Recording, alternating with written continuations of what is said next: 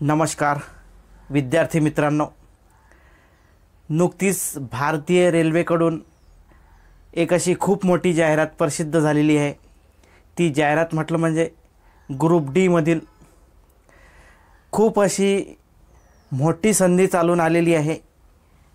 जे विद्यार्थी खूप दिवसापासून या ग्रुप डी पदाच्या जाहिरातीची आतुरतेने वाट पाहत होते, अशा विद्यार्थ्यांसाठी खूप हे आनंदाची गोष्ट आहे।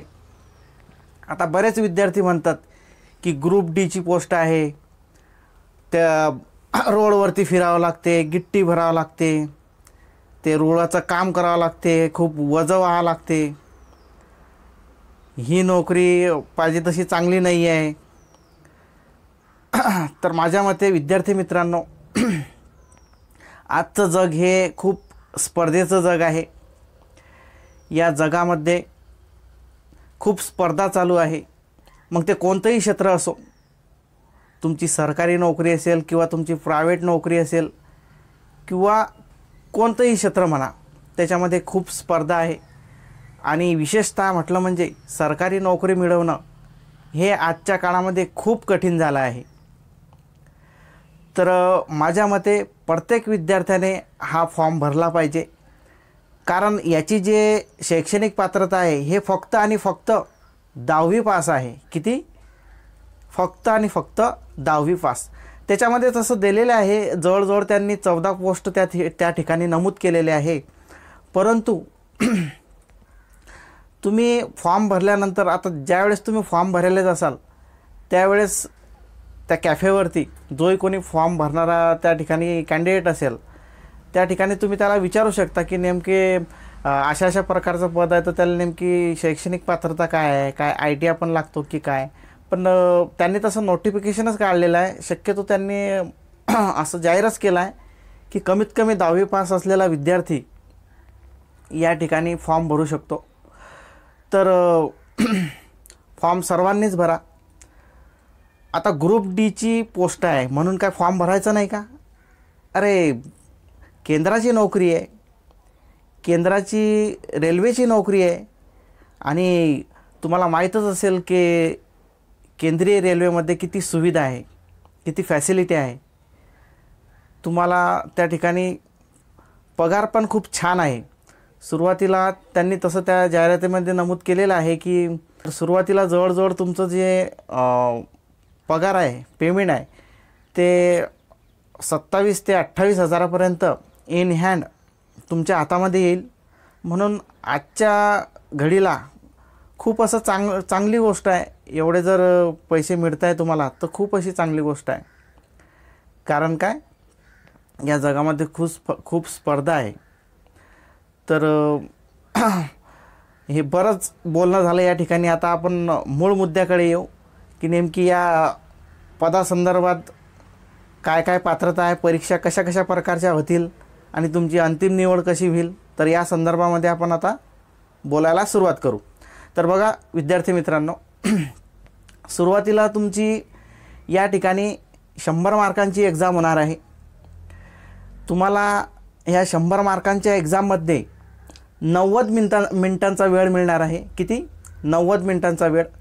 यामध्ये सिलेबस असा दिलेला आहे त्यांनी। सुरुवातीचं जे आहे ते सामान्य विज्ञान तुम्हाला 25 मार्कांचं विचारलं जाईल। त्याच्यानंतर तुमचं गणित पण हे सामान्यच आहे, काही असं खूप असं रॉकेट सायन्स अशा प्रकारातलं तुम्हाला त्या ठिकाणी गणित विचारलं नाही जाणार, कारण पोस्टच तशी आहे ना, ग्रुप डी ची पोस्ट आहे। म्हणून तुम्हाला 10वीच्या बेसवर अगदी साधे आणि सोपे त्या ठिकाणी तुम्हाला गणित विचारले जातील। 25 मार्कांचं गणित, त्याच्यानंतर रिझनिंग, बुद्धिमत्ता व तर्कशास्त्र तुम्हाला त्या ठिकाणी 30 मार्कांसाठी विचारलं जाईल। त्याच्यानंतर राहिले तुमचे 20 मार्क। तर 20 मार्कांसाठी तुम्हाला करंट अफेअर्स व सामान्य ज्ञान त्या ठिकाणी विचारलं जाईल। असे तुमचे टोटल किती झाले? 100 मार्क। 100 मार्कांची त्या ठिकाणी तुमची हे एक्झाम होणार आहे। याच्यामध्ये नकारात्मक गुण आहे, नेगेटिव्ह मार्किंग। म्हणजेच काय? नेगेटिव्ह मार्किंग म्हणजेच काय की त्या ठिकाणी जर तुम्ही 3 क्वेश्चन चुकवले, किती 3 क्वेश्चन चुकवले, तर त्या ठिकाणी तुमचा जो एक बरोबर आलेला मार्क आहे तो त्या ठिकाणी मायनस होत असतो, त्याचेच काय नेगेटिव्ह मार्किंग. तर त्या ठिकाणी 3 जर तुमचे क्वेश्चन त्या ठिकाणी चुकत आहे तर जे काही तुमचे बरोबर आलेले असतील त्याच्यामधून एक तुमचा मायनस होत असतो. तर अशा प्रकारे तुमची त्या ठिकाणी नेगेटिव्ह मार्किंग राहील. हे झाली पहिली परीक्षा. आता तुमची दुसरी परीक्षा आहे एक अजून, त्याच्यामध्ये काय तुमचं फिजिकल घेतलं जाईल, तुमची रनिंग घेतली जाईल. आता रनिंगमध्ये काय काय आहे तुमचं त्या ठिकाणी, तुम्हाला पुरुष मंडळींना 35 किलोचं वजं, एका पोत्यामध्ये काहीतरी तुम्हाला वजं देतील आणि ते पोतं तुम्हाला असं तुम्ही खांद्यावर घ्या किंवा डोक्यावर घ्या, तुम्हाला 100 मीटर असं चालावं लागेल. म्हणजे तो जो वेळ दिलेला आहे त्या वेळेमध्ये तुम्हाला ते अंतर पार करावं लागेल. तो वेळ किती दिलेला आहे त्यांनी, 2 मिनिटांचा. किती दिलेला आहे, 2 मिनिटांचा. तर 2 मिनिटामध्ये ते 35 किलोचं वजं घेऊन तुम्हाला पळायचं आहे 100 मीटर आणि त्या 2 मिनिटामध्ये ते अंतर तुम्हाला पाळायचं आहे. त्याच्यानंतर अजून दुसरी टेस्ट पुरुषांसाठी कशी आहे, तुम्हाला 1000 मीटर म्हणजेच 1 किलोमीटर, काय 1000 मीटर म्हणजेच काय 1 किलोमीटर तुम्हाला धावायचं आहे. त्याच्यासाठी त्यांनी वेळ दिलेला आहे पुरुष मंडळीसाठी 4 मिनिट 15 सेकंद. किती, 4 मिनिट 15 सेकंद. त्याच्यानंतर हे झालं पुरुष मंडळीचं. आता वळू आपण महिला मंडळीकडे.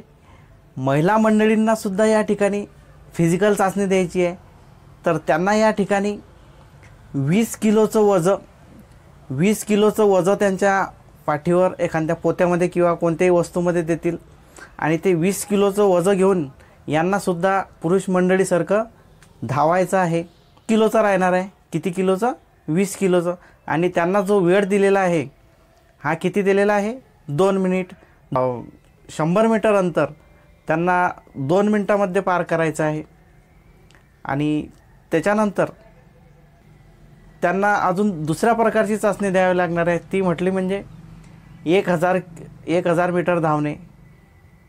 1000 मीटर धावण्यासाठी त्यांना जो वेळ दिलेला आहे तो वेळ 5 मिनिट 40 सेकंद दिलेला आहे आणि तेवढ्या वेळामध्ये ते अंतर त्यांना पार करायचं आहे. ही झाली तुमची दुसरी परीक्षा. परीक्षा. त्याच्यानंतर अजून तुमची तिसरी परीक्षा होणार आहे, ती म्हटलं म्हणजे मेडिकल झाल्यानंतर तुमची कागदपत्रांची पडताळणी, जे डॉक्युमेंट व्हेरिफिकेशन, ह्या अशा प्रकारे तुमचे 4 एक्झाम होणार आहे. आणि या 4 एक्झाममधून जो विद्यार्थी किंवा जे विद्यार्थिनी पास होईल त्या ठिकाणी त्यांचं सिलेक्शन केलं जाईल. याच्यामध्ये ज्यावेळेस तुम्ही एक्झाम देण्यासाठी जाल, मग ते कोणतंही झोन असो, अदर स्टेटमधलं असो किंवा आपल्या स्टेटमधलं असो, तर त्या ठिकाणी SC आणि STसाठी या 2 कॅटेगरीसाठी कोण SC आणि ST या 2 कॅटेगरीसाठी जो तुमचा ट्रॅव्हलचा खर्च आहे तो म्हणजे त्या ठिकाणी तुम्हाला माफ आहे. तुम्ही मुफ्तमध्ये त्या ठिकाणी ट्रॅव्हल करू शकता. तेव्हा ट्रॅव्हल्स म्हणजे कशाने, STने नाही, फक्त ट्रेनने. फक्त तुम्ही त्या ठिकाणी ट्रेनने मोफत प्रवास करू शकता. तसं त्या 2 कॅटेगरीसाठी त्यांनी सवलत दिलेली आहे. त्याच्यानंतर आपण ठळक मुद्द्याकडे येऊ. तो म्हटलं म्हणजे वय किती दिलेलं आहे.